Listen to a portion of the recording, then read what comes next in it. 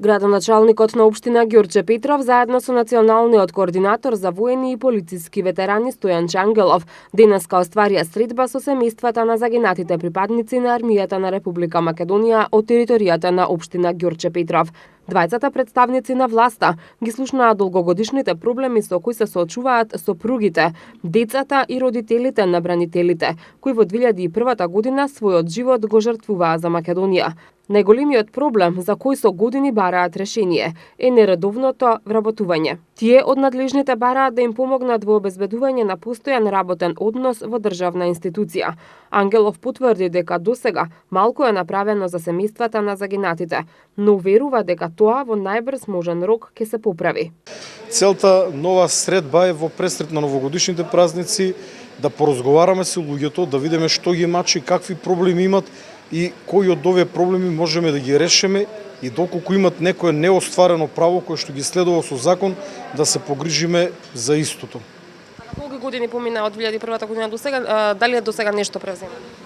За жал многу малку, но благодарение на курсот на оваа влада, во која што јас сум именуван за национален координатор за воени и полициски ветерани, верувам дека во следниот период ќе решиме повеќе од проблемите кои што се провлекуваат веќе 17 години. Градоначалникот на општина Ѓорче Петров Александар Наумовски, кој самиот бил учесник во воениот конфликт во 2001 година, информира дека ќе работи на подобрување на социјалниот и економски статус на семејствата на загинатите бранители од Ѓорче Петров. Ова е некоја нова традиција која што сакаме да воспоставиме со самото присуство на националниот координатор за бранителите, мојот другар Стојан Чангелов, да воведеме еден нов начин пристап кон овие луѓе, бидејќи јас лично исто како доброволец за Радуша кога беше нападната, тие трауми остануваат низ општина Ѓорче Петров.